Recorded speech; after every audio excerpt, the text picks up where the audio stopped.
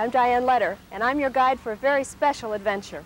In the next half hour, we're going to get a taste of a tropical rainforest in Southeast Asia, the deep, dark jungles of India, and the vast savannas of East Africa.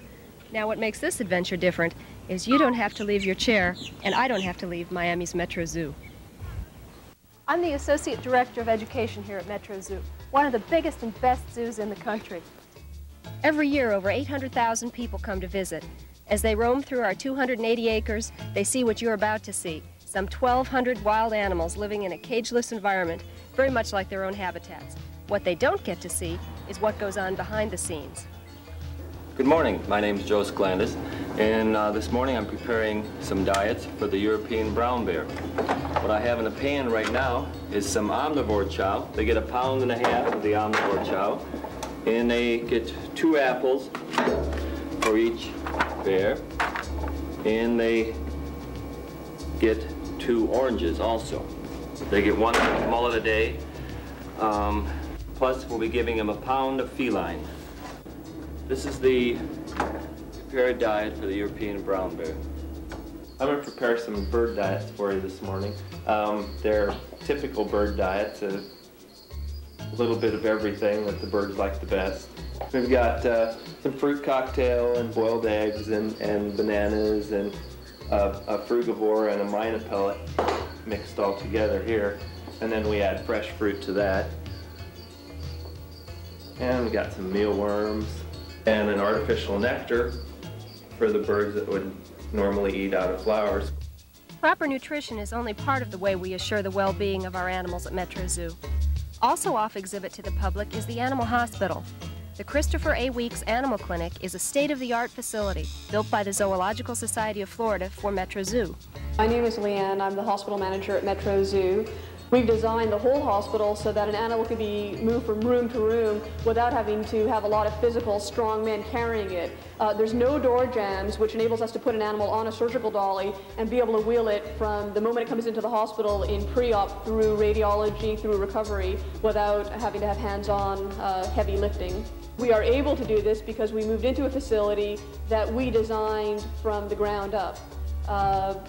All the features that are in here were designed with our particular type of collection in mind. The 6,000 square foot hospital contains separate climate-controlled wards for birds, mammals, and reptiles. It also includes intensive care, X-ray, and surgical facilities, along with a pharmacy and laboratory.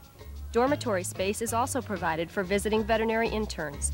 The clinic will provide sophisticated medical care for all the animals in our collection, as well as provide facilities for laboratory research. Located in close proximity to the animal hospital and directly behind the quarantine area is another type of research facility, the crocodile breeding area. Known for its success in breeding these endangered reptiles, Metrozoo received the prestigious Bean Award in 1982 for its crocodile breeding program. The breeding facility is composed of a series of large pens containing abundant vegetation and large pools of water. The seclusion of the area provides the proper conditions for the breeding of false gavials, Siamese, American, and African slender-snouted crocodiles. The zoo also holds one of only 2 specimens of Orinoco crocodiles found in the United States. We're searching for a mate for this animal so that we may breed this endangered species as well. Let's begin your VIP tour of Metrozoo here in the Asian section. A replica of a 13th century Cambodian temple is home for 2 of the zoo's most popular residents, our white Bengal tigers. A recessive gene is responsible for their blue eyes and white coat, as well as other characteristics that have historically made the cats attractive to hunters and trappers. As a result, there are less than 100 white Bengals in existence today, and they're in captivity. If you're wondering why the white Bengals aren't together, it's because tigers are solitary animals in the wild. In addition to the white Bengals, we also have 3 orange Bengal tigers. Although not as rare as the white Bengals, like all subspecies of tigers, they're on the endangered species list.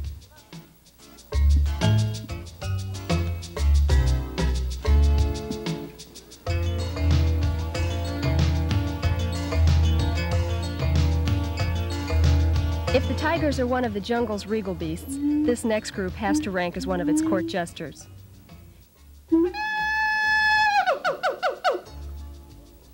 Our Asian apes include white-handed gibbons, siamangs, and the Sumatran orangutan. Gibbons are known as the acrobats of the animal world. With their long, strong fingers, they swing easily through the treetops of their native Southeast Asia. The gibbons are separated from their neighbors, the siamangs, by water.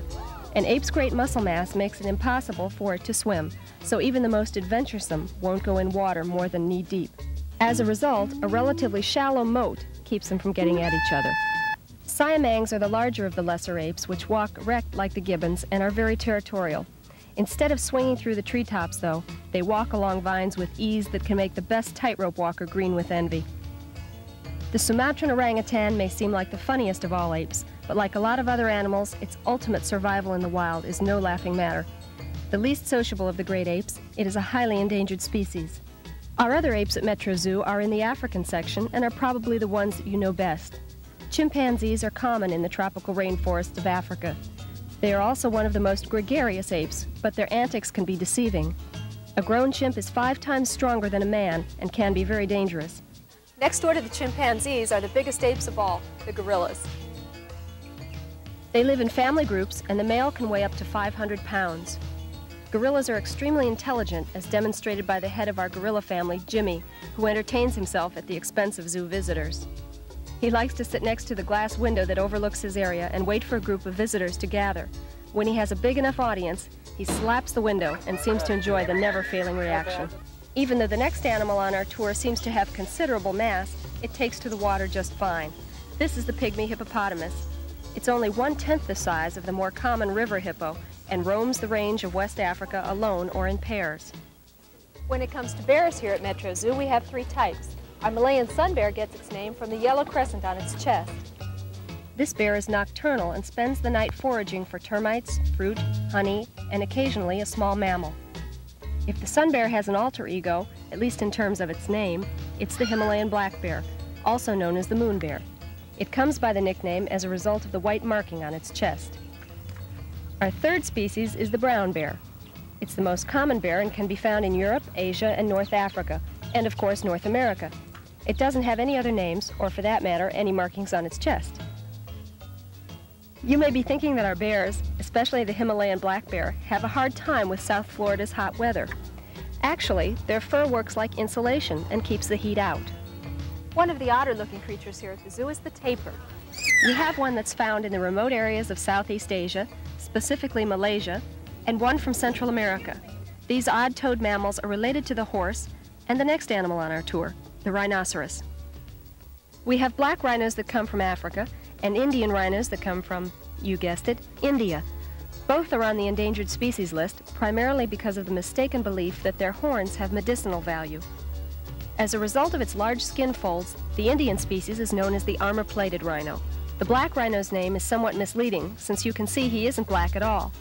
This animal's name comes from its affinity for wallowing in the mud. Antelope, deer, and buffalo. There are 30 different species here at the zoo, grazing on 280 acres. The African forest buffalo can be dangerously aggressive when encountered in the wild. Its horns are bent backwards for easy movement through dense undergrowth, and its large fringed ears are an indication of its keen sense of hearing. The Eld's deer is sometimes referred to as the brow-antlered deer because of the stag's uniquely shaped antlers. A note, you may think that antlers and horns are the same, but they're not. Hello, my name is Lori Bruckheim. I'm a zookeeper in the mammal department. Horns are permanent structures. They grow throughout the life of the animal. They are found in many shapes and sizes. Antlers are shed once a year after mating season. They are branched and solid in structure. Both horns and antlers are used in territorial disputes, sexual dominance, and strength displays. These lean and graceful animals are impalas. They form large herds and are abundant on the African plain. The black buck, it's one of the fastest animals alive, can reach speeds up to 50 miles an hour. And the springbuck, this gazelle-like animal, when alarmed, makes unique bouncing leaps called pronking.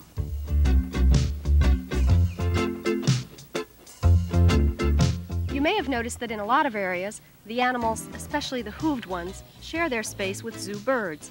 In this case, the European stork shares a paddock with the chamois, or chamois. Carl Birch tells us more. I'm Carl Birch. I'm the zoological supervisor in the bird department, and on the paddock behind me are a couple of our large paddock birds. There is a saddle-bill stork and an Asian whiteback vulture. Many of our mammal paddocks contain large birds that we call paddock birds.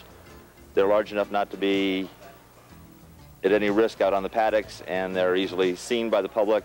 They also make a nice mix with the mammals. This association has worked out pretty well for us, and it's several birds. We have European white storks that have nested on the paddock with chamois, so it's turned out to be a beneficial situation all the way around.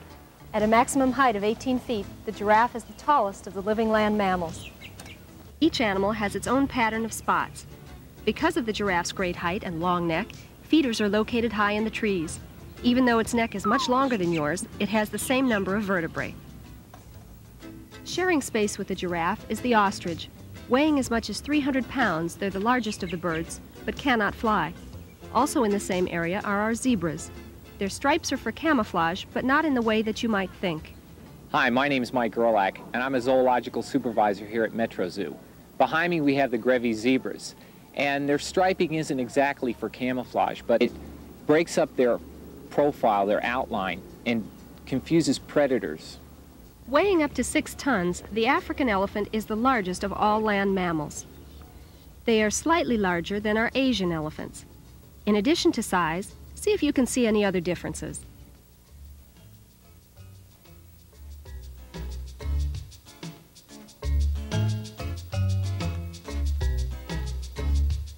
For one thing, the African elephant's back is humped, while the Asian elephant has a somewhat flatter back, making it a better ride elephant.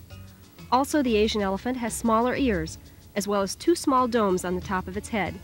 The African elephant has only 1.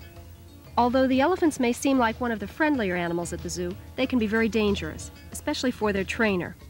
My name is Alan McClure. I've been asked to tell you a little bit about why elephants are such dangerous animals to work with. Of course, they're very large, strong animals. They're very intelligent animals.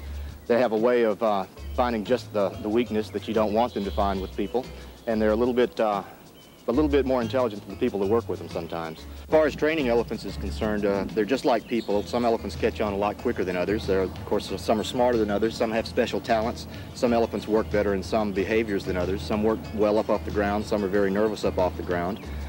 There's a lot of things a lot of variables in training an elephant. You just have to take it one step at a time, one day at a time. This is the Wings of Asia aviary. It covers 1.5 acres and is 65 feet high, making it one of the largest aviaries in the world. There are some 100 different types of tropical plants in here, and just as many bird species. One of the most interesting aspects of the aviary is the method we use to introduce new birds. Ron Johnson explains. As we bring birds in from the wild and from other institutions, we just can't drop them off into the aviary. What we have to do is to get them acclimated to the conditions within the exhibit. And so we slowly release them by putting them into small enclosures and let them getting used to the food, sights and sounds, the other birds getting used to them. And we may keep them in small enclosures within the aviary for up to 1 to 2 weeks. Similar like the flamingos, we keep them confined to a mudflat area in a central location, get them adjusted well before they have access to the entire aviary. And by doing that, it allows us to give more birds in the aviary, different types of species, and gets them acclimated much quicker than if you would just release them into this very large exhibit. The next stop on our VIP tour is the koala exhibit. Meet the koalas of Metrozoo. Since its opening in March of 1988, Metrozoo's koala exhibit has become a favorite among zoo visitors. This totally self-enclosed and climate-controlled environment is the product of several years of planning. Preliminary research involved consulting with other institutions which display koalas. Metrozoo's general curator Bill Ziegler discusses the logistics of creating the exhibit. The humidity down here in our summer months will stay as high as 90–95% for 2, 3, 4 weeks at a time. And that's very hard on the animals. So we had to be able to provide them with a climatically controlled inside display during the summer months. And then the barn itself, what we call a barn, which in other terms would be their night house or their quarters, we wanted to design that by eliminating the mistakes that had been made at other zoos. That's a good way of designing a zoo. Go to that institution that has the animal or does what it is you're interested in, pick their brain, try and find out what they feel should be changed about their facility and what's good about it, and then go from there and combine that from 2 or 3 different zoos and finally build your facility. And this is what we did. We looked at a number of things. One, of course, was climate control, space for the animals, and we looked at long-term maintenance. We tried to apply new materials to our barn that had not previously been used that would last for a number of years without having to go back into a facility and do the normal maintenance and repair that you would find in any building, whether it's a zoo or not. Contrary to what their name implies, these cute little animals are not bears at all. Instead, they belong to a group of mammals called marsupials.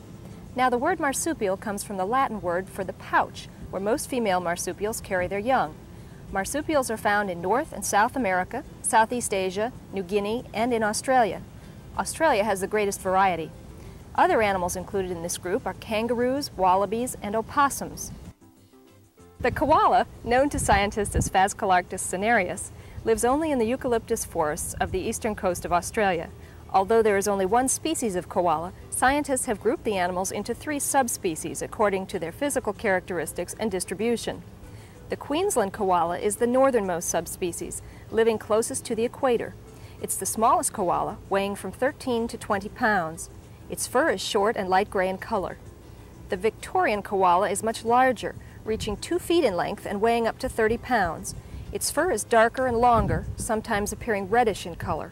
The third subspecies, the New South Wales koala, is intermediate in size, coloration, and location to the other 2.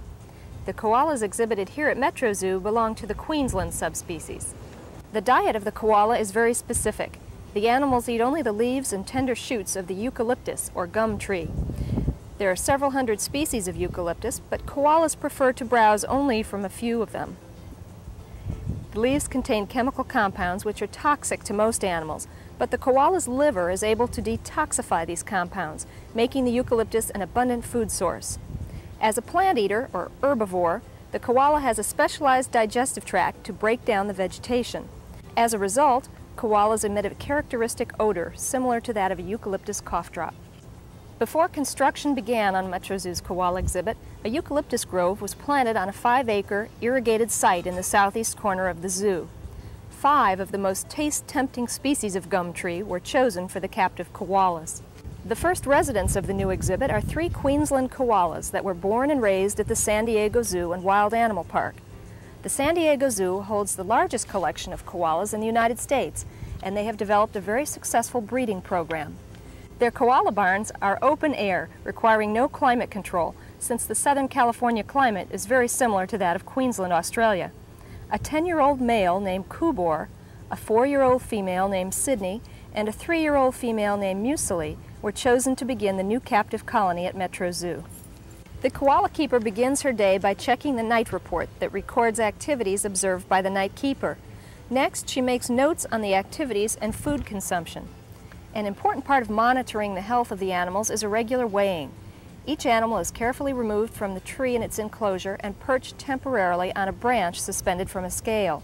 Koalas that have maintained their weight are allowed to go to their own public exhibit area. The koalas tend to be more active during the evening hours. However, they do spend a total of about 20 hours sleeping in a 24-hour period. They wake occasionally to eat. Koala Keeper Connie Phillip talks about the animals. There is a big difference between the 3 of them. The male, Kubor, tends to be pretty laid back. You know, he's the older guy. He's been around longer. He knows, you know, he teaches us.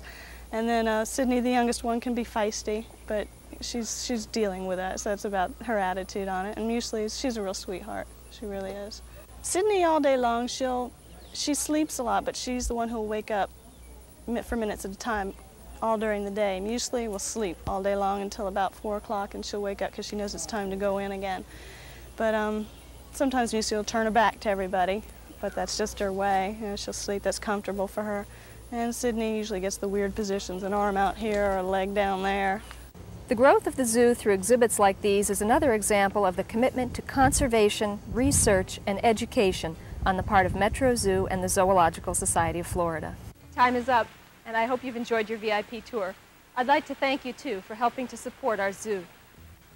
You see, the shop where you bought this tape is run by the Zoological Society of Florida, and the money they make there goes towards keeping Metrozoo in operation. It's just part of the Society's ongoing effort to help keep us one of the best zoos in the country. As we leave, let's take one last look around.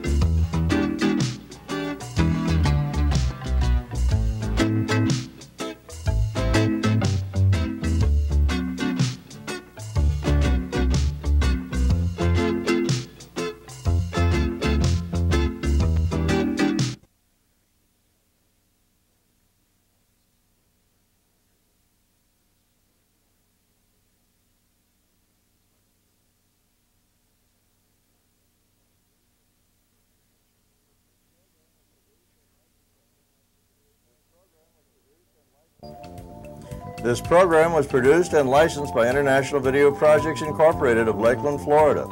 For additional information about this program and other programs we offer, please write International Video Projects, 6700 South Florida Avenue, Suite 28, Lakeland, Florida, 33813-3312, or call toll-free 800-852-0662. Our collection of programs may also be reviewed on our website, www.videoprojects.tv. Thanks for watching.